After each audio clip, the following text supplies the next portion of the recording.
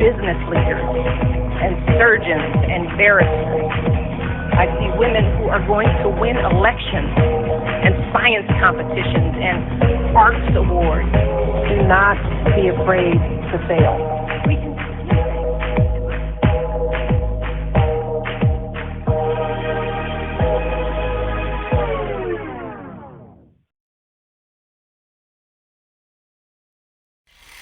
You will see all of these beautiful people that are here to share this platform with me on today. And my person here, I was trying to make sure I didn't go against the rules of the introduction. So it is exactly 4:01 and we are going to get started. Happy Talk Sunday to everyone. For those of you that are new to this platform, my name is Tiffany. I am a licensed clinical social worker by trade and a community activist at heart. And this platform, Tiff Talks, was created as an opportunity and an extension of my career to be able to connect with the community in a way to discuss taboo topics that are impacting minority communities. So everything that you are talking about at the office, at happy hour, with your girlfriend, with your dudes, that is what we talk about here. And today is the first platform of this kind to host our very first relationship goals panel. We're going to go ahead and get started, and I am going to share the mic with our first panelist who's going to introduce herself. Hi, my name's Michelle Caldwell. I am single. I would check the unmarried box on the tax form, but I'm in a relationship, but I'm still single. All right. And for our next panelist, if you guys would introduce yourself. Well, I'm introducing my wife. This is Changes Williams. We've been married 13 years. Hi, this is Jermaine Williams. Say my name. Also known as JT.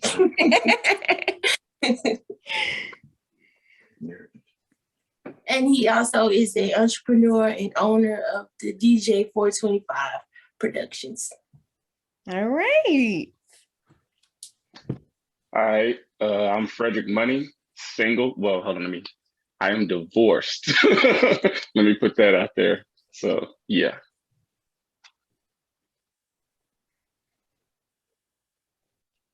Hi, this is my husband, Jock. He is an engineer and he's really smart. Hi, this is my wife, Bliss. This is the Yang. She's also a social worker as well. So, you know, those other elements of talkativeness.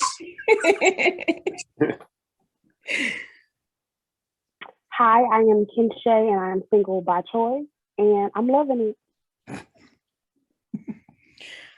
All right. So if you guys notice, all of our panelists introduce themselves with their name and their relationship status, and that is on purpose because that is going to prompt our conversation. So I am Tiffany. This is my husband and my partner in crime, Ken, and we have been married for going on 10 years. Going on 10 years? Ken, see? I feel like it's longer, but okay. This is my wife, Tiffany. As you know, she's the host and social worker of everybody's life. Social work in my life. So social work me every day. Yeah, so. All right. So just kind of what I've mentioned over and over again, and the purpose of this show is to really talk about relationships and the perception of relationship goals. Believe it or not, like our highest rated shows are always surrounded around relationships. So people always have something to say about relationships and always want to know more about relationships. So I wanted to make sure that we did something different this year. In keeping with our theme for the month, talking about love, starting out with self-love, but understanding how that self-love transitions to relationships, relationship statuses, and how you identify yourself. I am a firm believer that relationships should be a desire and not a definition. So by that, I mean, I don't allow me being a wife or me being the social worker of everyone else's life to define me. It's a desire of mine that I flourish and water every day. I have asked our panelists to bring questions for us to discuss. So I cannot tell you what their questions are, only the one that I wrote down and the one that I will ask of the panel. And we are going to introduce those questions and share in discussion the same way that they introduce themselves. So we'll go in that same order, and the question will be open for anyone on the panel to discuss and share insight about. So Michelle, kick it off for us, girl. Okay, so my question is mainly geared towards the women, but I want to hear the men's opinions too. As a woman, I feel like I wear many hats. I didn't really go into what all I do. I work full time. I have 2 businesses. I have a small child that I'm primary parent of. Is for women, can we have it all? Can you have the career and excel in it? Can you have the family, excel in it? Can you excel in your relationships? Because even your family, you still should have a separate relationship with your husband or your spouse that should be probably come ahead of time. Do you think we could all have it all? Is it possible to succeed in everything? Who wants to take it? I'll take it. Go ahead, Bliss. Michelle, I do think that we can have it all, but I think in order to have it all, we have to be in tune with ourselves and really give ourselves self-care when we need it, right? I think that you can have multiple businesses. I think you can be a wife, you can be a mother, you can work your full-time job and have it all and whatever else that, you might want. But I do think that in that self-care plays a big part, which is why I think sometimes people think, or women, sometimes think that we may not be able to have it all because it is draining. It's a lot. So I think that self-care really plays a part in it, knowing when you're feeling burned out or overwhelmed, or you need to take a step back, take a seat, go get you a massage. Me, I don't mind walking the mall and shopping for 5 hours. That's just me, have you a staycation by yourself at a hotel. I tell people all the time, go rent your room for a weekend. Don't turn your cell phone off. If it's not an emergency, nobody need to contact you. You don't need to contact no one else. So I think that you can have it all, but with the notion of knowing that, sometimes I am going to need a break, and I do need to be in tune with self-care and, what works best for me. Okay. I think I completely agree. And I think the biggest and my greatest superpower is that desire to have it all. But being able to understand that I have to, one, extend myself grace, being realistic in what that all is and defining what the all is to me, but also understanding what it means to balance, like between the same issues or the same hats, being a mom, being a wife, being everything that I have to be at work and being a business owner. I used to drag myself on the weekends because I would have to feel like I needed to be productive and work, the same amount of time as I was working my Monday through Friday, my 8 to 5, until I just felt like, it's too overwhelming for me. And I was drowning. So I've taken a large lesson in being more intentional about my self-care. I want to do what Bliss says, go and have a weekend to myself. I'm not there yet, but I'm intentional enough to be like, okay, I just need a day where I don't respond to anything, where whatever I'm doing is done from the comfort of my bed. I had one of those yesterday and he had a lot to say about it and was like, oh, you haven't moved. I haven't, and as I should not. I didn't had a long week. So I think it's important to be intentional about those things, including implementing the self-care and implementing myself as a priority in order to have it all. Any guy want to chime in on it? I'll go. I think all is subjective. It really depends on, like, say, what your definition of all is or whatever. Everybody will have different wants and needs in their lives. So I feel that you can have it all, but I'm gonna try to use an analogy or whatever. Like, you got a basketball team, you got your offense and your defense, but don't nobody talk about your transition game or whatever. How are you transitioning between wearing all those different types of hats? You know what I'm saying? Like, I tell people when I leave work every day or whatever, I hit Alt Control Delete. If it ain't got nothing to do, you know what I'm saying? Like, I ain't trying to hear it, like nothing work related or whatever. Don't ask me about nothing work or whatever, and I leave it at work or whatever. So however you're transitioning through all your different responsibilities is going to be major in you having it all or whatever. So I'm saying, when you're a wife, you in wifey mode, that's your hat. You take that off, you put your next hat on or whatever. You leave that where it's at. Or I guess as guys, we would say we compartmentalize. And we can compartmentalize certain things or whatever. So like I said, if we doing our husband duties or whatever, that's what we focus on or whatever. We ain't worry about nothing about work. And vice versa. We dealing with the kids or whatever. We ain't worry about nothing else. And we just transition like that or whatever. And as you said, Tiffany, how those things can kind of feel like you're drowning because you can have it all as long as you're not trying to do it all at once. So you got to be able to transition, and your transition game is going to be predicated off you being able to have it all. I love that. I like that. I love that. Michelle, did that answer your question? The thing is, I'm just a strange person in general. So I'll be in bed with the man and I'm over here like, oh, I got an email. What do you think about this marketing? How do you like this? I think that means that just means you're a hustler and you proud of what you do, you know what I'm saying? So like piggyback on what he said, it's just like, I believe anybody can have it all, but it's the way you go by it, you know what I'm saying? So when I grew up looking at my pop, how he catered to my mom's, and he like, well, you don't have to work. And she was like, shit, I'm about to work. Like, you know what I'm saying? Like, I don't know, but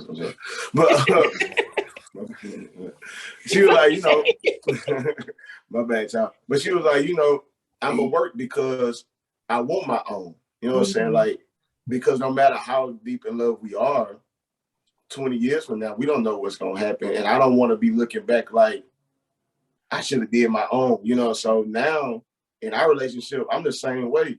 She don't gotta do nothing she don't want to.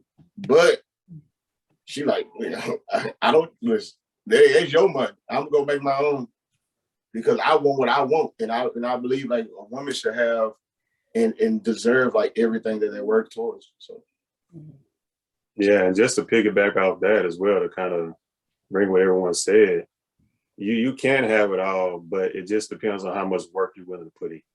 Yeah. So if you're willing to take, some of the things that everyone said and put it together and work on those transitions. So if you know that, and what I always tell anybody is be honest with yourself. If you know that you can't sit in the bed and not look at the email, well, guess what? Turn your phone on silent. If you can't do this, then do the opposite so you won't have that interference when you're transitioning to that aspect of your life. So if you sit down, be honest with yourself and see how much work you're willing to put in to get these various different things, then you can have it all. Okay, husband. I love it. I love it. That was good. Like that. All right. Next question. It's me. Okay. So my question for the single or divorced, what's the advantages and disadvantages of being single? Like me and my fellas, we had this conversation like, it's rough out here. Like, like, boy, I'm glad I'm married because it ain't nothing out here. But we say that because we don't see what's out there. So my question, like, what's the advantage and disadvantages of being single now? If it's for me, I would say the advantages, because I'm a loner anyway, so it doesn't really make me a difference. But I guess sometimes it do get lonely, and you do have times when you do want somebody, but it's slim pickings. It really is. As your homeboy say, or whomever you talk to, it ain't nothing really out there. A lot of the guys these days are immature. and I guess just can't keep up with me, or I can't keep up with them. So that's just my take on it. I think for me, the advantages of being single, I don't have to worry about what I have to cook for. I love to cook, but I could come home and just say, I'm going to make me something real quick and not have to deal with all this extra stuff, grab my kid McDonald's and we're good. I don't have to deal with all that. And sometimes, I don't know what's a nice way to say this? I don't have to ask permission to do things. I can dress how I want to dress. I can do my hair how I want to do my hair. I don't have to ask a lot of questions, but there is pee in the dating pool. So it's not pleasant. You go on a date with somebody, they don't, like, as a woman, I don't expect you to pay all the time, but pay sometimes. Why do you want me to pay for all the dates and stuff? Why do you think I have all the money? I might have some money, but I don't want to pay for everything. Come pick me up sometime. I want to be treated like a lady. So that's my issue with the dating pool as of right this second. But I am in a relationship and it's pretty nice for the time being. So he's nice. Hey, he's on here. I try to tell people when you're talking about the dating pool or whatever, be careful. If we put that little tablet in there, make sure none of that blue stuff is coming from you.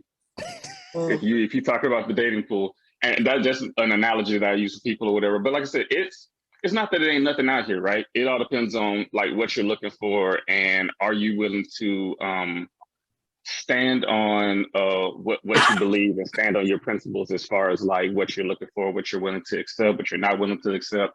As Kim Shay says, sometimes you do get in these ruts of maybe you might be feeling like, like you're lonely or you want some type of companionship or whatever. So you'll start ignoring like, red flags or things that you should have picked up on or whatever, things that you wouldn't have tolerated.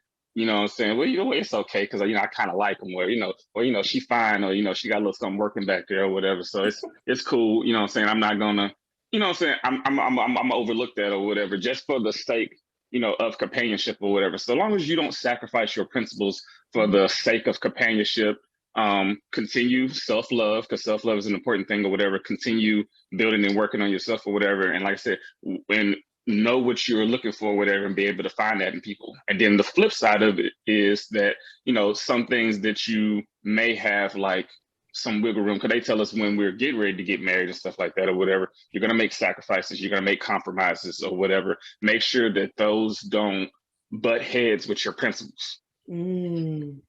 So like I said, so you can move out here, you can be single, and you can enjoy the single life as far as, I guess you could say, doing what you want to do. And then whenever you are intentional about being in a relationship or whatever, just make sure you still stand on your principles. I just want to say, y'all had so many responses in the comment section. JT, when you said it's hard out here, everybody was like, woo, it's slim pickings. I agree. It's hard out here. Intentional self-care is a huge challenge. Like, I was just looking at the comments and it was like, wow. Any married person or married couple want to chime in on that? Like, do anybody that is like married, and even for our audience that are in relationships, do you miss the single life or pieces of the single life? No. Yeah, no. I say that, but this why I say, right? Because think like piggyback on the last question we had. Well, our relationship, we was friends since we were like 13, 14, right? So we like 33 now. So our thing is we never lost ourselves inside the marriage, right? So she know I'm JT, I'm crazy. Like she know that, but she also know I'm a lover, I'm a cherish, I'm gonna be loyal to her. So she never had to worry about that part. But she know I'm gonna hang with my friends. We're gonna, we talk. I never lost that part of who I was. So I don't miss it because basically I got like the best of both worlds. You know what I'm saying? I can be who I am. I can come home and be a husband who, I desire to be. Treat her like the queen. But then she know like Friday night, he out there with, he in the street, but he coming back home. You know what I'm saying? But he out, you know what I'm saying? So I don't miss it. I don't miss it.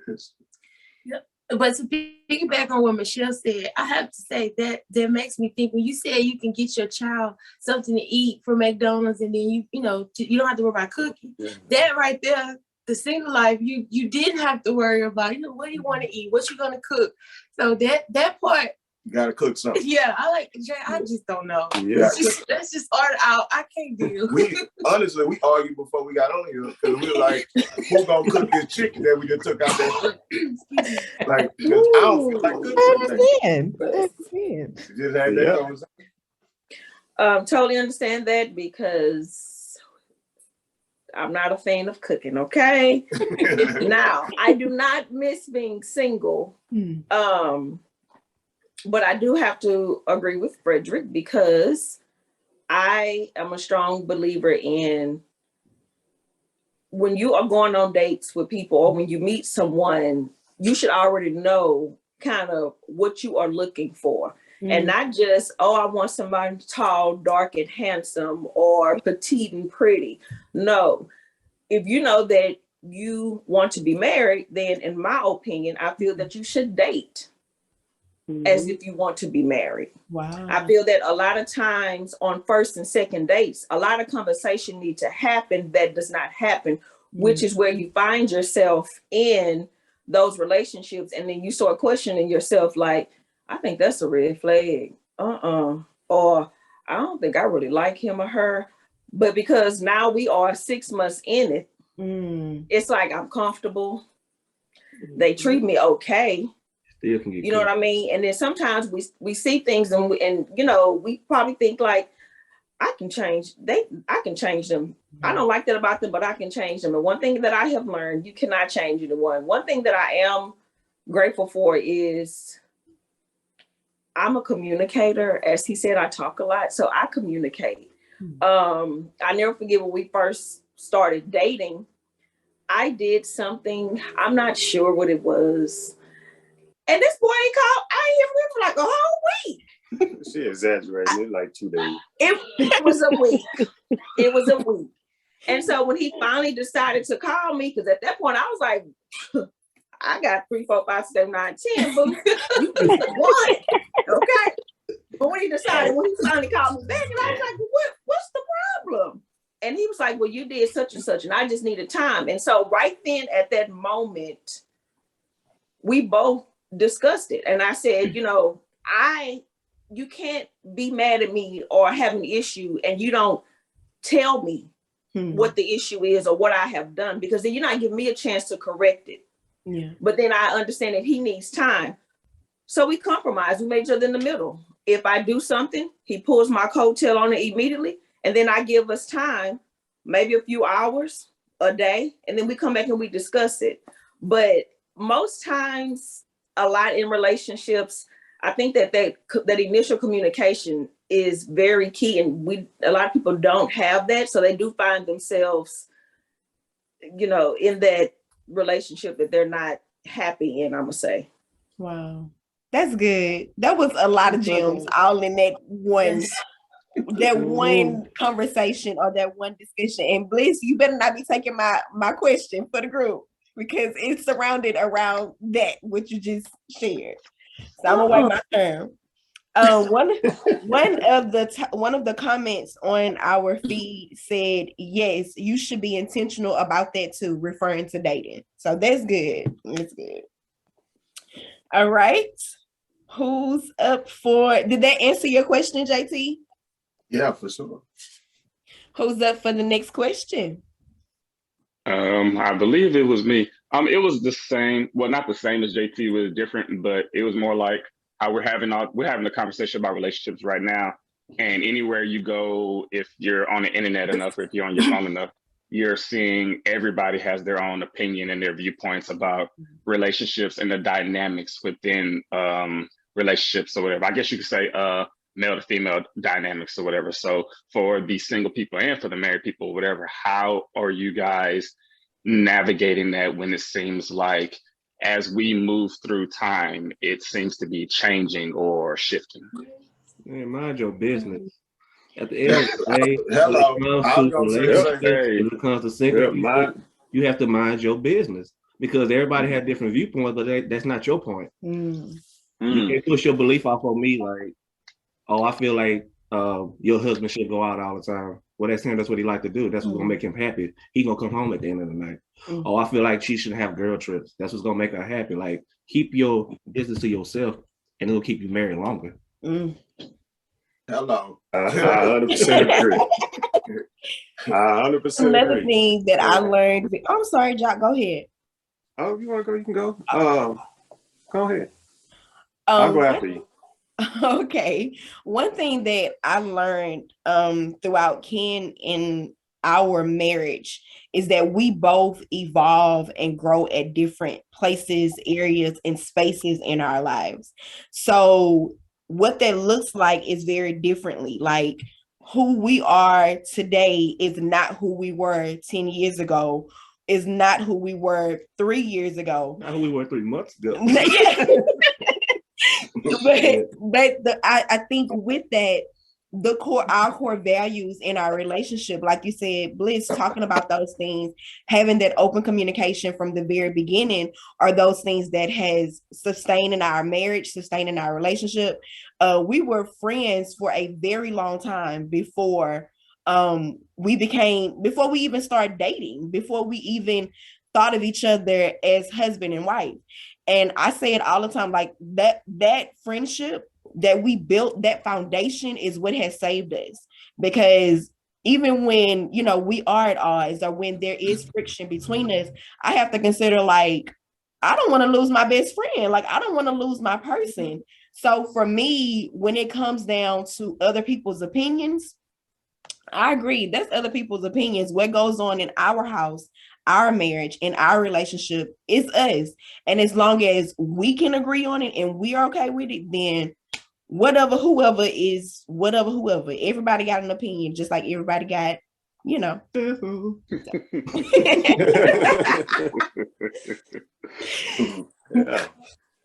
And I would say, kind of piggyback off that, Bliss hear me say it all the time. It was like the 2 things you were taught when you was a little kid. Stay out of grown folks' business. But people tend to forget that when they get grown. That's true. And the second thing is, everybody keep your hands to yourself. And people tend to forget that even before you get grown. And so, going off the first one is stay out of grown folks' business. What they want to do, how they want to do their marriage, their singlehood, their engagedhood, that's their business. As long as nobody's putting their hands on nobody, as long as nobody's in physical, mental, emotional danger, why are you so concerned? I like that. I'm just being honest. Why are you concerned? It's really not your business, because at the end of the day, 9 times out of 10, let's just go down this other route. Because like you say, everyone talks about relationships online. It's either relationships or money. And if you go down that route, if that couple has a money problem, you can give them some money? Probably not. So if you ain't giving no money, why are you trying to give them advice? So I kind of put, and it's 2 different areas, but it's the same thing is, if you're not there to encourage and say, hey, I hope y'all are doing well, not asking how it's going into this, hey man, I hope you're doing well. If you got something, big you want to talk to me about, hey, I always got to open it. Other than that, why are you so concerned? And I think that's the difference. And I think people try to disguise, giving people advice in their relationships as me encouraging your relationship. And I always say, not all advice is good advice, Lord. And you learn that quickly. Yep. Yeah. I love that. Mind your own business and keep your hands to yourself. I can tell you something. It's something. Everybody else was taught that when you were small. Fred, did that answer your question? Oh yeah, most definitely. All right. Who's next up? Is it you, Shay? No, it's Bliss. It's Bliss and Jock. Go ahead. All right. So I got a question, and it's on the marriage side, but I think it applies to everyone. And the question I have is, does everyone, and not just here, but do people believe in the actual sanctity of marriage anymore? The actual real sanctity of marriage, you know, and this is under the assumption that overarching principle that everybody either is a Christian or knows Christian values, right? Do people actually believe in the sanctity of marriage, that you're not only committed to her, but you're making a commitment under God? And so if you're doing that, you know, these come with different things, you know, when you make that commitment. You ask them my personal opinion or the world's view. Because it's the world's view, they don't care about it no more. Exactly. I agree with that. Yes. Yeah, because you can tell the way the people move and the reason they get married and stuff like that. People don't care about the sanctity no more. They get married for social media. They get married for the for stuff like that. It's like For the hype. Yeah, that's all it is, and then they don't last. Like, or for the new one. Yeah, like Power couple. like I didn't know what I made 3 times. Yep. You know, these days it's more about likes and love. You know what I'm saying? So, and I always say that, and that's what marriage, that's what your business and anything. It's more about likes than love. So I might post something and don't get no love, but I post, hey, we got engaged yesterday. We're gonna get them likes, and we're gonna feel good about ourselves because we got them likes. But the same last week, I posted something about my little dog or something, whatever the case may be, you know, and nobody, you know, you don't get no love, no likes, but I still have that same, I get them likes on my marriage. I'm getting married tomorrow. 100 people like it, then you feel good about yourself because you get married. But is it more about that you feeling good about yourself because you get married, or you feeling good about yourself because the other people likes the fact that you get married? You know what I'm saying? So it's different now, man. Like, I don't know, social media plays a big part. And to me, I'm like, you know, other people might, but I think social media plays a big part into like either being married, single, or whatever, because you see these relationships on social media and you think like, shit, my marriage gonna be like that. It don't go like that. Because everybody married is different. All the time. You know what But she was like, you don't post us enough. People know we married. I say it all the time. Yeah, I say it too. Like, man, if you don't know we married, then you ain't my friend. You know what I'm saying? Like, come on now. Like, all right, so I guess I'll jump in, being the divorced person. So I give you both sides of it or whatever.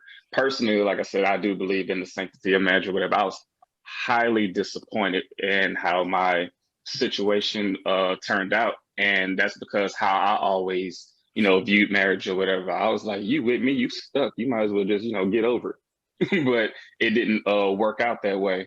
And, you know, just to piggyback off of like what y'all was saying or whatever, it was also kind of based off my question or whatever, how you got like a lot of outside noise, a lot of outside interference or whatever.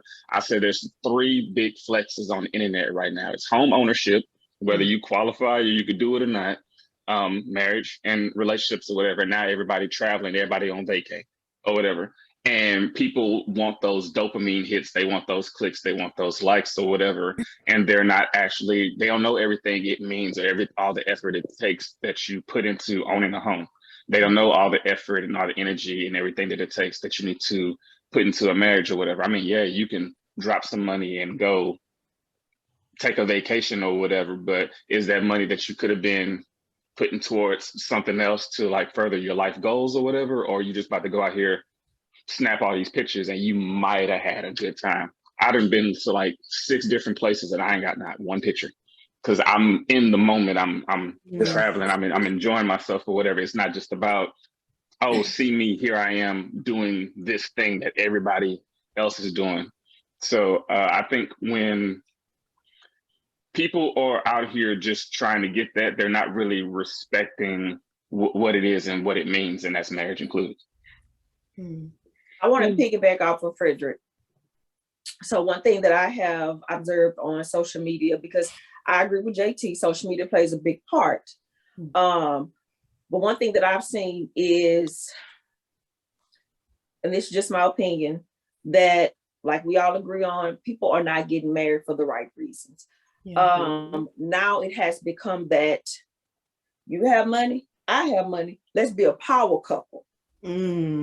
Not let's make this commitment before our family and God, and let's put this work in for, you know what I mean? There are a lot of people, honestly, who are in marriages and who are so unhappy and suffering because that's not really who they want to be with. Wow. But because of social media and the facade that you put on, and to remain that power couple with one another, you pretty much deal. You deal. And I could not imagine waking up every morning, looking to the left for me, because we do have size of bed, the bed that we sleep on, looking to the left and thinking to myself, ugh. I could not imagine it. I just could not imagine waking up and not liking the person. Yeah. At the very least, liking the person. And like you had hit on, Tiffany, this is like my best friend. Yeah.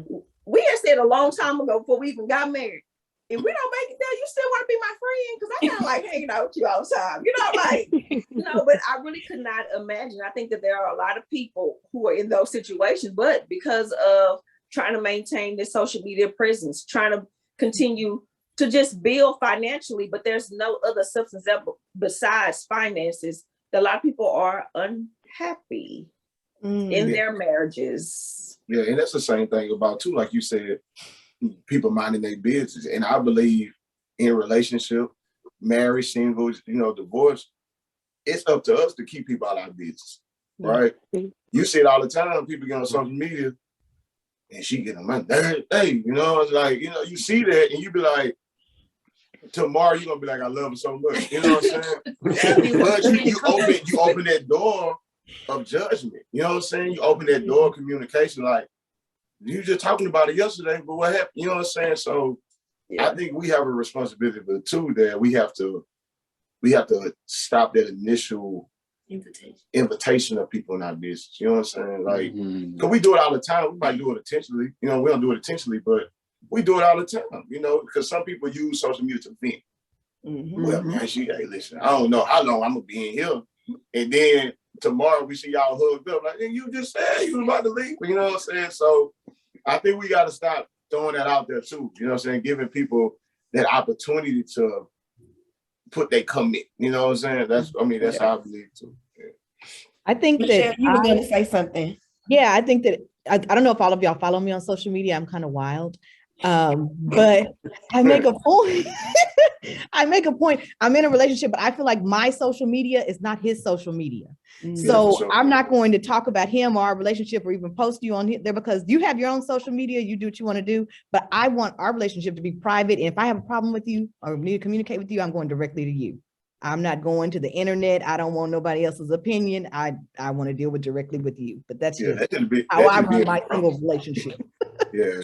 I think that's just being grown, because a lot of people, they think they grown or they want to say they grown because they're 35. But when it's time to communicate with somebody that you truly love, then they hide behind that text message, or they hide behind that post on that. Then when you come in the room, you're like, sub me on the internet, but you don't want to talk to me directly. Exactly. Single life. Like I made you mad about the cereal this morning. You should have told me about that cereal instead of posting on social media. Or you posting that meme and you get that text. That wasn't even about you. I just saw that on my, like we don't know. Single life. This is the single life. You have to decipher, like, are they talking about me or what? Let me text this. Are you talking about me? Or? Yeah, you see? Yeah. So, I think that's what it's about. And let me clear it up. I get mad or bothered by Ken because we'll be together eating at a restaurant and he'll post his food and my food, but don't tag me in the food post. I do that too, people. That's what bothers me. I'm gonna post something later. So, for me, I think I've learned over time that when you post so much about your relationship and relationship status on social media, just like JT and Chan said, when you post so much about it, you open and invite people to comment or to have something to say. So I've gotten better, Ken, with saying like you don't post enough about us. And the fact that all the pictures that we have together outside of our wedding and our engagement is pictures of me pregnant. So that's my thing. Like I want like pictures of us that are not me pregnant or in a wedding dress. So I'm working on him, y'all. I'm working on him. But I agree. I agree with everything that you guys said about like making sure that your relationship stays close to social media and not putting other people in your business. So this is a lesson learned from me. I'm gonna take it, kid. Yeah. Hey, he don't post often, but when he do post, he be pulling on your heartstrings or whatever. I'm like, damn, bro. Like, I do give him that. I do give him that. I will definitely give him that. Let me check to see of the comments in the comment section because y'all do have a lot of people commenting. Terry said y'all grow together. She also talked about the foundation is huge. I love the transparency. And then Sheena James said, okay, mind your business. If you guys are just tuning in, I'm putting that on the shirt. And we are here with this beautiful panel talking about relationship goals, and we are kind of nearing the end of the conversation, but we talked about everything from social media to relationship goals in regards to keeping people out of your business, life lessons that you learned as a child that you need to apply as an adult, and all of those things in between. So I'm going to hand it over to Kinshay. I think it's your turn to share your question.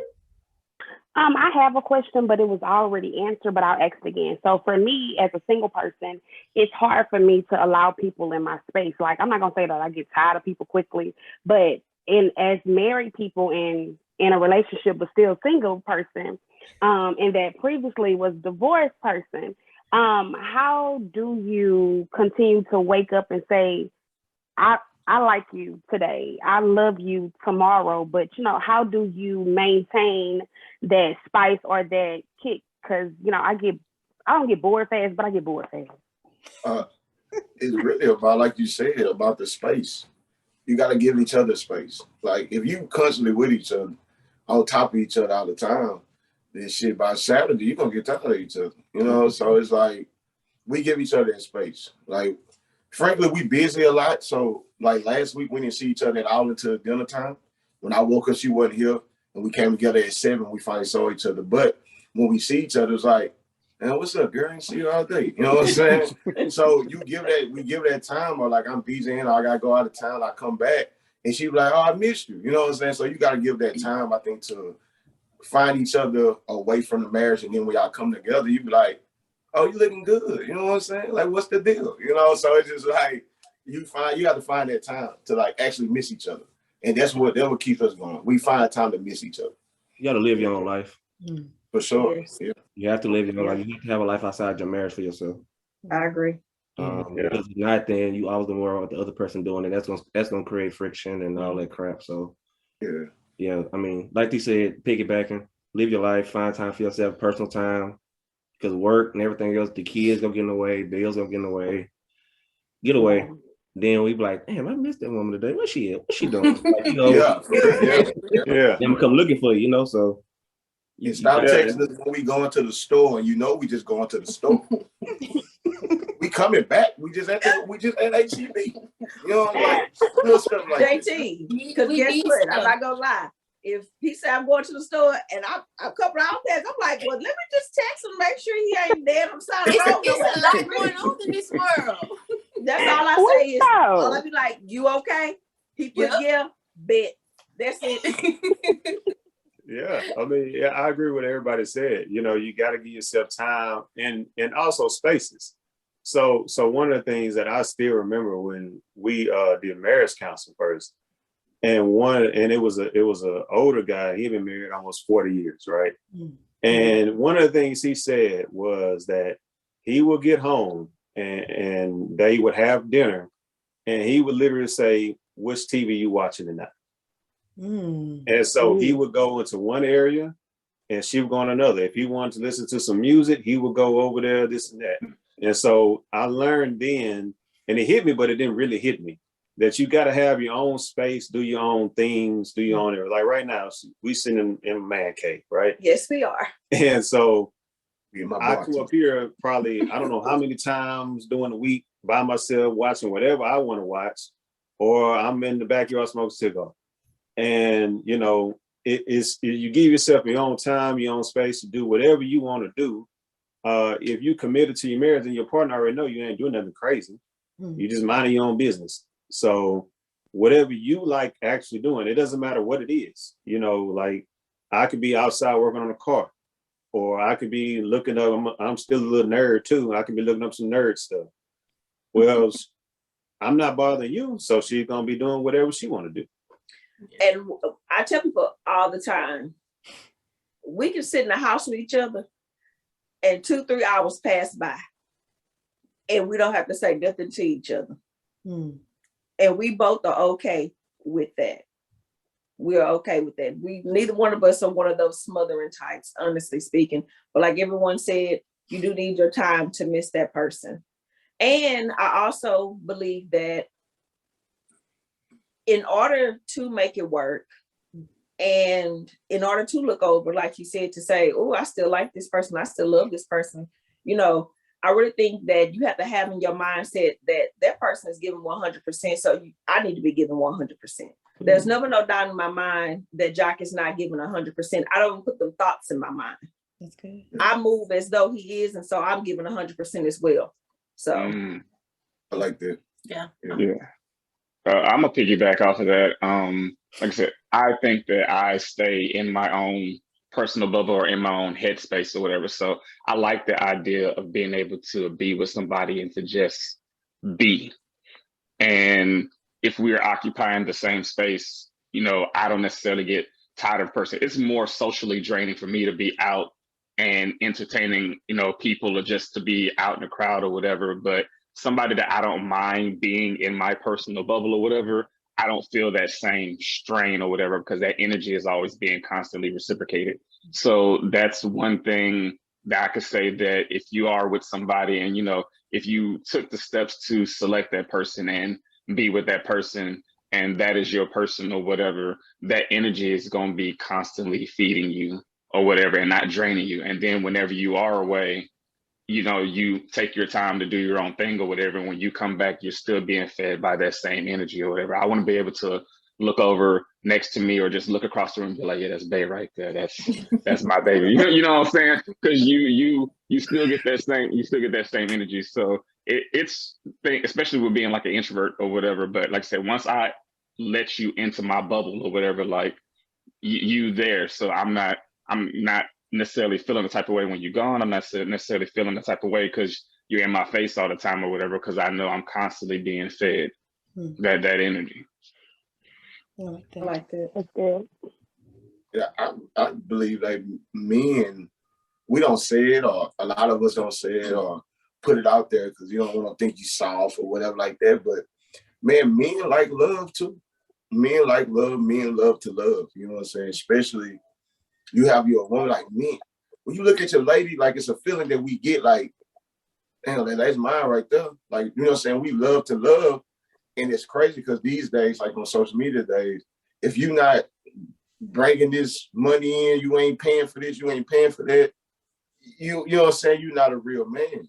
But women, you know what I'm saying? But we have men like us on the panel, like, I love to love. Like, I love my wife. Everybody know that. I don't have no problem saying it, but, and I love the fact, I love watching Lifetime movies. I ain't like it at first, but I watch it now, I love watching the Lifetime movies, you know what I'm saying? Like, I love, like, having a picnic in the living room with a little piece and wings, I hate Hobby Lobby. I don't like Hobby Lobby, but I'm getting around it. But, like, I just think, like, men love to love, and a lot of women don't see that because a lot of men don't allow women to see that. You know what I'm saying? So, a lot of men are not vulnerable, and I think that's another problem that I have. Like, I'm very vulnerable. But men these days, or the slim picking that I do have, they are not vulnerable, and I think that a man should be. Yeah. Well, it also depends on how. In the days of social media, like, kind of piggybacking off, everyone is looking at how much money you make. What are you doing this? What are you doing that? And so when you say a man not vulnerable, when, what aspect are you allowing a man to become that way? When you take down those so-called, this is the criteria, when you take that criteria down, now you might actually be able to see who a man really is. Who how he reacts, how he moves, how he walks. Because so many people have that social media criteria up. instead of a real criteria, then you'll get that social media hard door. Yeah, I like that. Yeah. Well, I like I didn't that. And I learn. would say we I learned- weird when we do stuff like that or whatever. It's like how we receive love. Like I never used to like people like walking up behind me, but Bay walking behind me or whatever. I'm like, yeah, that's it right there. Like, you know what I'm saying? Like you have to be able to like, and if you are my woman, you will be able to read me or whatever. It's like how I receive love or whatever, and you'll be able to give it to me in the way that I receive it or whatever. And even though, like I said, I'm weird. And I'm balling it all up and stuff like that or whatever. But, you caught me, you done grabbed me from behind or whatever. Now I'm having a weak moment. Like, it's, and I don't know why we like that. Like I said, maybe the men can elaborate more or whatever, but that's just, something that we do or whatever. But like he said, we do like to be loved or whatever. And if you give it to us the way that we like it or whatever, or even if way, like I said, I wasn't comfortable with it at first or whatever. Now I don't mind being hugged from behind. Well, if it's bad, I'm still defensive if you come up behind me. But but now if you bay and you come up behind me or whatever, it's like I'm not telling you, man, what you doing back there? Stop playing or whatever. Now I'm willing to accept it. I'm willing to receive it. And Keisha, I really think that when it comes to men personally and them being vulnerable, I believe that the right woman will bring that out of them. True. Which is what I believe in a lot of stuff. We like to say we're not this and we're not that, or we won't do, or we will, we won't do this or we won't do that. But I think that when you have the right person in your life, and I am spiritual, so I believe that when you are with that person that God put on this earth for you, all of that, that'll happen. It'll come with that. I receive that. Yeah, I agree with that too. It's about finding your person. Yeah. I didn't learn how to be vulnerable until marriage counseling. Only because I was so protected, because I feel like us men being vulnerable, I feel like women will use that against you. So it's kind of like I'm not gonna let you see that side of me because I feel like that you're gonna like throw it in my face. So a man has to be okay with being vulnerable with that woman, like knowing that you're not gonna use it against me. Like that will like piss a man off, like ultimately. And I think for us, when it comes down to vulnerability, because we're both two very strong personalities, and even though I am known to be like this person that wears my emotions on my sleeve, I haven't always been vulnerable or been strong enough to be vulnerable. And for us, it took us being able to create a safe space to be vulnerable. So being able to say like, you can share, you can trust me with your vulnerability, and I can trust you with my vulnerability. Like Ken said, not to use it against each other, but use it to uplift each other and use it to care for each other and love each other in a way that we need, if that makes sense. It start off like the small. I think it start off the small stuff too. Like Ken said, we in our head, that's how we was like. They made us seem like, you know what I'm saying? If you cry, you better not cry. You know what I'm saying? Like, you better not cry.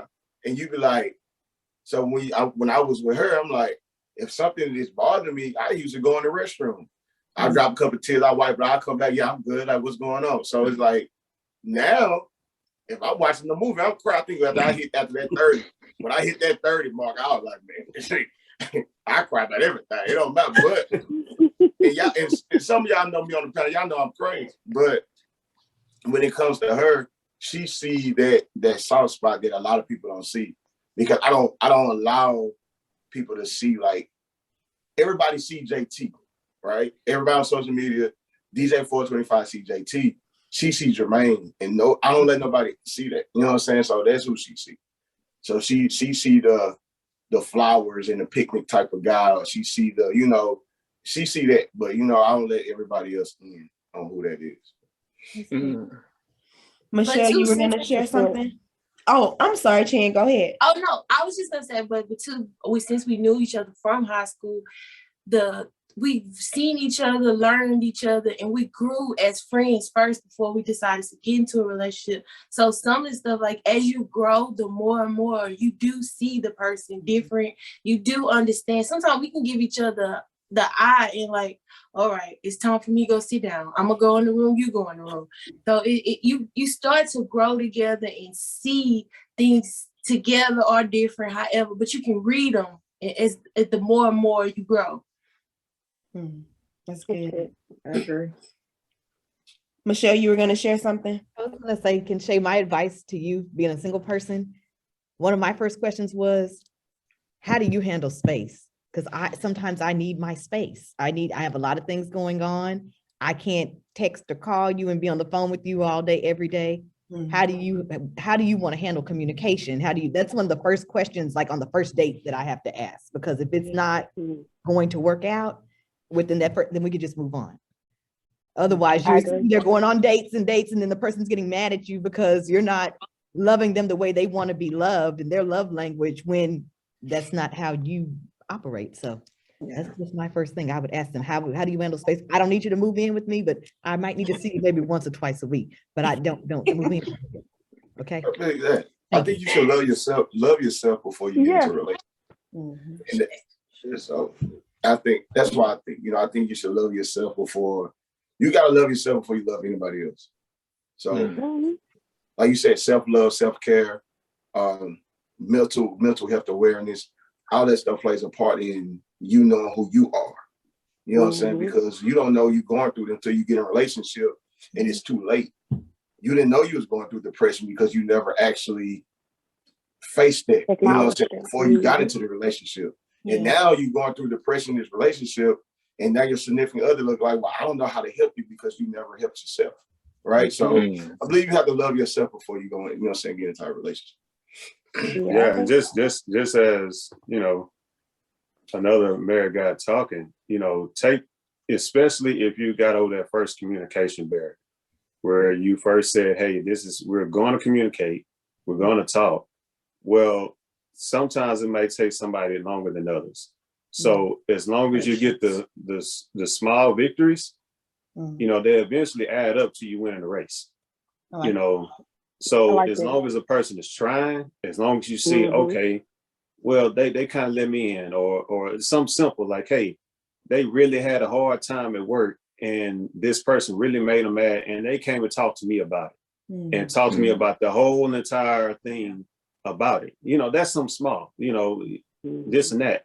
But take the little small victories, especially if a person, and like everyone's saying, those first dates are really important.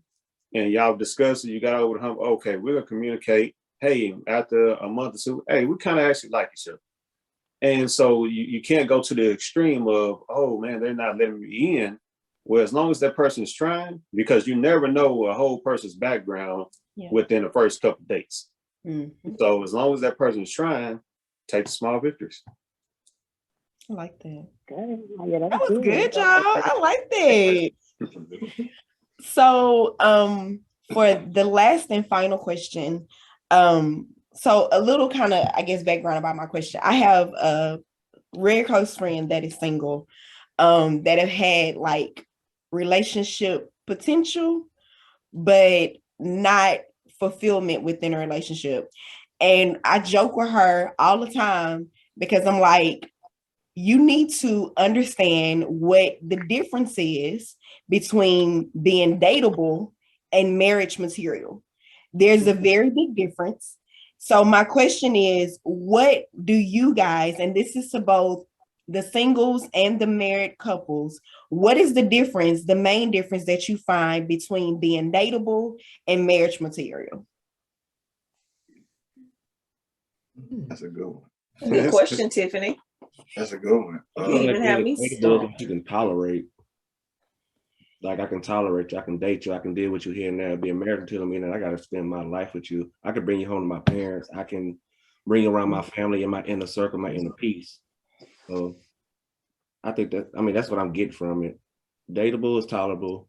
Marriage material is longevity. Yeah, I agree with it. Yeah, I agree with that one. Yeah, I agree with that. That's a good one. Yeah. That was an opinion, I'm sorry, but yeah, that's how I feel. I mean, in summary of everything that we was talking about, right? Because we dropped a whole lot of gems, like as far as like, dating with intention or whatever. If you just out here just, testing the waters and you're not really, dating with intention or whatever, then you could be in that dateable category because you're not even looking for nothing serious. That's good. So you already put yourself in a dateable category because you're not actually dating with intention. And then if you're out here dating with intention, as far as being marriage material, I know everybody likes to have like the table conversation, not necessarily a question that you would ask somebody, but ask yourself or whatever. It's like, what am I willing to give to that person? What am I willing to bring to that person or whatever? What kind of person do I want to be within the confines of a marriage or whatever? And then if you're willing to do all that, then you'll know if you can be a, marriage material person. I like that to piggyback on you. Like, we had a conversation, me and the fellas out of town, and to me, it's kind of simple, right? Will you marry yourself? Like, will you truly marry yourself? Like, it's like, it's not like, because people say, man, I can be with myself all the time, but no. But will you truly give yourself to this one person? So if you would marry yourself, truly marry yourself, I believe that you're dating to be married. You know what I'm saying? Because this is different. Like you said, you can play the field, have a good time, but you ain't going nowhere with it. But when you get in your head, like, you know what? I truly want to give this my all. And you look in the mirror, ask your question like, these things I need to change to get to that point. And when you start making them changes for yourself, I believe, you know what I'm saying? That's how it goes. So you gotta know, ask yourself, will you marry yourself before you waste another woman's time or another man's time? Because right now we too old to be playing. You know what I'm saying? So will you marry? Listen, do you got yourself together? Don't even waste my time. Shit. Do you got what? Do you got money? Don't worry about my money. Can you pay for your nails? Because I ain't paying for your nails. Can you pay for your house? I mean, I look at it all the time like, baby, she got her own money. She pay for her own nails. So it's like, do you have them things in order before you even waste somebody else's time? And that's why I believe, like, getting to, dating to get married. Don't waste their time. Figure out who you are first before you go waste it, because we don't have no time for that. Yeah, because it's easier to have a longevity in your relationship when learning yourself first, because you change yourself for yourself, not for the next person. Yep. Yeah. That's what a lot of That's people kind of piggyback off that. Yeah. Some always, like I said, I mentioned earlier, is just being honest. Being honest with yourself. Just look at yourself and say, okay, well, it's being honest. And I remember when I was young, a guy who was just an old player. He wasn't getting married. He wasn't doing nothing. He said, man, you never lie to a woman. And so I just believe, and that still applies. You might go, oh, well, this, and I said, no, that still applies, because when you don't lie to somebody, then they know exactly what you're getting into. Yeah. If you honest with yourself and like, hey, all right, if you just go on piggybacking off your finance part, okay, man, I really don't have all my finances together yet, but man, I got me a plan. I'm working toward it. Okay, you can work with it. If you say, well, hey, I mean, it is what it is. I go to work, give me a paycheck, do whatever I want, everything paid. Well, that's not what's gonna happen in a marriage. Right. So be honest and don't lie to that young lady. Don't lie to her. If you're going on a date and you say, okay, to me, like I say, it's one of those first questions to ask. Say, how do you feel about marriage? Do you want to get married? If I tell you that, hey, I'm not looking to get married, this is not something that I'm looking for at that particular time, then hey, it's okay. Right. And you put the person, you might say, well, hey, that's the person I want to date. Whatever you want to do with that person. And so I just think a lot more people just need to be honest. Just ask the question, hey, do you want to do this? Do you not want to do that? And if you don't lie, because we, like you said, we too old for all that, man. Just tell the truth. You tell the truth. I mean, if you don't want to be married, if this not something you want to do, if you want this lady to, hey, I need some companionship. I want a young lady I can take around with. Hey, I want you to come on vacation with me. Hey, that's not a problem. A lot of women will be okay with that. Yeah. A lot of women don't want to be married. Yeah. But if she know that's the rules up front, well, okay, that's the rules up front. And then on the back end, when it's time to be done, it's time to be done. Can't get mad now. I agree. Nobody wants to feel like they were tricked into anything. Yeah, that's true. Mhm. Yeah. Like you said, I Nobody wants believe, to like they were tricked. yeah, you got to be honest. And I think, like you said, from day one, I don't care if y'all met online through the app or whatever it is. I think that day one, you should be honest. In our wedding vows, you know, we did a traditional wedding vows, but the wedding vows we said to ourselves the day after we got married is her biggest pet peeve, and probably our women, right? No broken promises, right? She hate that. You know what I'm saying? Like, no, they don't sell me no wolf ticket, right?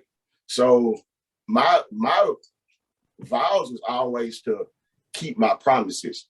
I never said I was going to be a perfect man. You know what I'm saying? Like, I never said I would do anything wrong to, you know what I'm saying? I would never make you upset. I would never come home after my curfew or whatever it may be, right?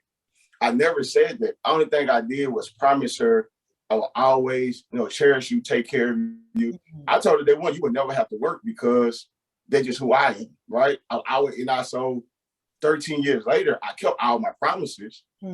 But so it's a lot of times I came home after my curfew, but I ain't never lied to her and told her I would be on time either way. You know what I'm saying? But like you said, I think that day one you should be honest with your partner, and if they can honestly be honest with you and understand like who you are as a person, I believe marriage can work. You know what I'm saying? But everybody marriage is different because everybody else is different. So what happens with my marriage won't work for your marriage, won't work for another person's marriage. So I agree. everybody's different. Yeah.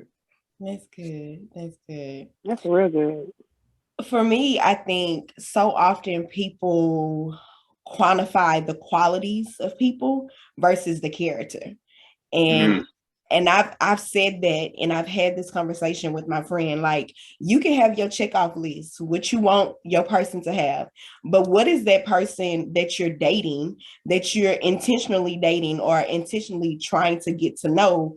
What is their character? You know, it's important to know like how that person handles money. Like, it's important to know, are they trustworthy? It's important to know like these are qualities that you're going to carry into your marriage. And if that's something that, you know, you not addressing early on in that communication, in that intentional phase, then that's where you continue to fall short. And when we talk about, like you guys said, or like Ken said, the dating is like temporary versus marriage is longevity. If you're not being intentional about that longevity, then like y'all said, you're just wasting your time. And I'm gonna make sure that I send the footage so that, you know, the person can see it. So hopefully, like today, the topics that we discuss, that people can get something from it. Because like I said, everybody always wants to know about relationships, about the power couple, about how you do it, what the secret is. And I truly believe we're all just doing the best that we can do so that we can, you know, manage, so that we can have that longevity. And if that's the end goal, then you'll have the longevity that you desire. Yeah, as long as both people are working for it, though. Both people are working for it. And that's in all marriages. All marriages look different, but one thing I do know, we both have to want that. That's true. I love it. And work towards it. So. And like I said, I don't really think it's really like you said, everybody relationship different. So my thing is just do it, right?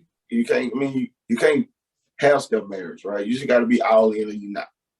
You know what I'm saying? So it's really simple. Like you said, both of y'all have to work into it. And if y'all both not working at it, let's not waste each other's time.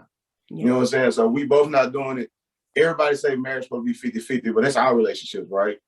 Everything should be 50-50. But if I'm giving 70, you giving that 30, listen, I'm gonna give you a couple of years to get up, but you ain't gonna waste my time. You know what I'm saying? Like, I could be moving around doing you know what I'm saying? Like, I don't just, everybody, like you said, you both have to put in that work. But if one person putting in more work and it be years after years and you see yourself in that sunken place, then like you said, it's time to leave. Like, don't waste your time. I got another analogy. I went bowling the other day, and you know, I'm throwing mine down. You know, I got my whole little routine down or whatever. And the person I was with, you know, she got both hands on the ball and she just kind of like scooting it on down the lane, but she kind of like doing it haphazardly. So the gutter ball. And I was like, hey, if you're gonna do it, you better commit to it. Get down in there, bend your knees, follow through. You know what I'm saying? If you're gonna do something, do it all the way. 'Cause I got a whole routine when I go down the lane. I'm doing it every single time because I'm doing it all the way because I know exactly what I want my result to be. That's good. Yeah, I like that. Yeah, that's dope. I like. That's good. And then you also learn like, well, that piggyback off JT. Sometimes you give them that 70, they give them 30. You also got to know people grow at different rates. Sure. So you got to either help pull them up to where you want them to be, Yeah. or kind of just wait for them to get there. But that's kind of like a discretion thing. You know what I'm saying? Yeah, for sure. Like if you know that person at least trying to get to where you need them to be, then it's like, you know what I'm saying? Yeah, I like that. Yeah, you right. Yeah, and just kind of piggyback off that, that's, you know, that's why I believe where that commitment part comes in. You know, you said that when y'all was standing up there, because I always say all the time, I tell everybody this, one with me and her standing up there. Hmm. And so I made that commitment to her that, you know, hey, well, okay, well, you might be here. Well, okay, I'm going to help you, you know, or she going to help me. So that's where that commitment part comes in to say, okay, this is what we said we were going to do. So if you said you're going to do something, then let's do it. I don't care if we're 100. I don't care if we, you know, right now, we said that we're going to do this. So Holding your spouse accountable. There you go. Yeah, that's my a big favorite word, girl. Accountability. Holding your spouse accountable. I think that's definitely something that's needed in relationships, and not just marriages, but definitely holding your spouse accountable. Yeah. I believe in that. And I just have one more thing to say about relationships, especially for those who are single, whether you were married or have not been married before. I really do think that any relationship or any, you know, whatever you want to call it, encounter that you have with someone who is pretty much like an intimate partner, if it does not work, always reflect and think about what you have learned from that relationship, whether it was, you know, y'all left on good terms or bad terms. Because one thing I used to pray about, because I'm not gonna lie, I was a serial dater at one point, and I had prayed and I had asked the Lord, I said, you know, Lord, let me learn from every encounter or relationship that I have with someone, and let that help prepare me for my marriage. Yeah. So always just think, you know, reflect on relationships and think about, you know, and not just what went wrong, but how are you in that relationship? What could you have changed about yourself? Because honestly speaking, a lot of times we can't change some things that probably need to be changed. And we kind of overlook that sometimes. So that's good. That is the best way to transition to our final thoughts. So at the end of every talk time, I always ask guests to share their testament. So as a panel, I want each of you guys to share that one takeaway that you would like for the audience to be able to keep in mind and to take with them from this particular show. So I'll hand it over to you first, Fred. Then we'll go to the Williams. We'll go to Michelle and to Bliss and Jock and finish up with Kinshay. Okay. Takeaway. You heard a lot of different points of view. And one thing that was synonymous that everybody was saying or whatever is that you really got to do what works for you and for your mate. And it revolves around, like I said, my question or whatever, said drowning out all the noise, drowning out all the influence, you know what I'm saying? Like you don't have to do what everybody else is doing. And I believe there's a lot of people that are impressionable that are out here and they're looking and it was like, oh, well, that seems to be the thing that everybody's doing or whatever. So that's the thing to do. Do what's best for your life. Do what's best for your relationship. Do what's best for your marriage. And I believe that is synonymous across the board. Like That's good. that's it. It's Is that me? Okay. But and what I want to give out is, like you said, don't lose yourself inside the relationship. No matter if it's a marriage, it can be a friendship, it can be a relationship with your family. You know, don't never lose yourself inside their relationship, because we, like Ken said, we all grow, but we grow differently. So be there, be that person that your significant other can lean on in trying times, right? It's okay to be vulnerable to a situation when the only person you can lean on is your significant other. Don't hide who you are from them, because they the only one at the end of the day will have your back. So cherish that and protect that by any means necessary, right? Protect that relationship, because that bond you could never get with no one else. So That's good. I'm next, right? Go ahead. I think that from this discussion, the biggest thing I've thought about is making sure you know who you are before you step into a relationship with someone else. Figure out who you are. And then the communication piece. The communication is very important, to be upfront, honest, constant communication. But if you have a problem with someone, or if they're even doing good, you need to communicate that. And that's very important in all relationships. I think even family, work-wise, but in relationships especially. That's good. Okay. So I think it's on us now. So I would say the biggest thing we learned is to have a conversation. It doesn't have to be the social media aspect of it. These are real topics with real people, and have a conversation, but also have an action plan. One of the things that I despise is 20 conversations and no actions. And so, get around good people who have different experiences, and you can take some different things, have a conversation. But most of the time, especially just listening to everybody has some sort of action that you can apply. So apply that action. Don't just go and say, well, I'm gonna go talk to, most of the time it's time out for talking and go do the action. So that's the biggest takeaway I have from it. That's good. Shay, it's on you. The biggest thing that I've learned from today has been that dating with intention, knowing who you are, the self-care aspect of everything, and just to love on yourself and know what you want before attempting something with someone else. That's good. That's good. You want to share our takeaway? Mind your business. You can That apply part. you can apply it to any part of your life, with your job, with your family, in your relationship. Mind your business. It was 100. She was like 107, and they asked her, "What was your secret to living that long?" She said, "Mind your business." That's exactly what she said, and like it makes so much sense, because you can't. When you in somebody else's business, you bring that burden on you. You bring that problem and make it your problem. I mean, that's not fair to anybody. So, I'm going through this, I'm going through that. You better figure it out. You know what I'm saying? Like I can't. I got my own problems. We have our own problems. I can't carry on nobody else's problems. And kids got their own problems. Let them have their own problems. So just really like stay in your lane, protect your energy, and mind your business. That's good.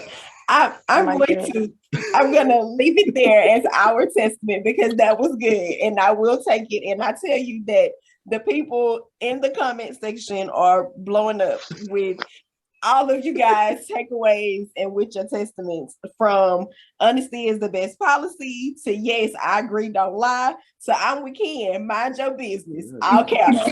Mind your business. I appreciate you guys for taking the time out. Like, the most important thing that I value about life itself is time. So I always appreciate our talk guests, our panel, for just rocking with me, for being a part of this. This has been awesome, and I know that it has impacted our audience today, and I'm sure will continue.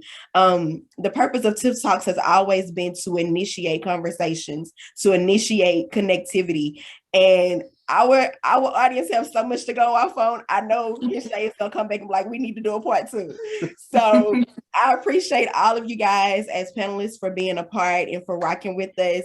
I appreciate audience for you guys being a part. Just a few announcements. This is our mini I'm sorry, this is our mid-season finale, and it has been no better way than to end this mid-season with going over, of course, but just being able to share in candid dialogue. We will be on hiatus. Tiff Talks will be on hiatus for a short period of time. We won't be back live until March the 27th, but that gives you ample amount of time to check out all of our previous shows, and to like, share, and repost them as well. Another thing that you guys should know is we have postponed our Gold Sisters, for this first quarter until early April. And that is because we will be hosting our very first health and wellness fair. And that is in partnership with the city of Houston. So myself, Ken, the entire team are so excited to have this community outreach. We're going to actually be releasing the flyer after the show. We will need a lot of hands on deck. So for Tiff Talks ambassadors, those that have rocked with us, those who want to support, please come out and volunteer. You'll be able to sign up as early as Tuesday for volunteer, and you get a free t-shirt. So definitely come out and be a part. It's going to be on March 12th at Townwood Park. And we have a number of community partners, including the Houston Food Bank, the Harris Center, Houston AIDS Foundation, Busy Bee. Like, it's going to be an awesome good time. So there'll be a health and wellness checks, there'll be a panel, there'll be live interactive yoga classes, food demonstrations. So it is something for everybody. It is for the entire community. So I really encourage you to be a part, to come out on the 12th and sign up to volunteer if you would like. And lastly, this week, Tuesday, we will be releasing the first volume of our Community Empower Issue 2, Focus on Legacy. So if you have not pre-ordered, today is the last day, yes, the last day to pre-order your magazine. After that, it will go back to regular price. You can still order through the Shopify storefront. But those are some things that are going on with Tiff Talks. Ken Shay, did you have anything to add? Did I miss anything? No, you covered it. All right. So those are the happenings and announcements. I will check in with you guys to recap this show on Tuesday on Instagram at 7 p.m. And I look forward to seeing you guys then. And in the meantime, as always, I encourage you guys to keep talking.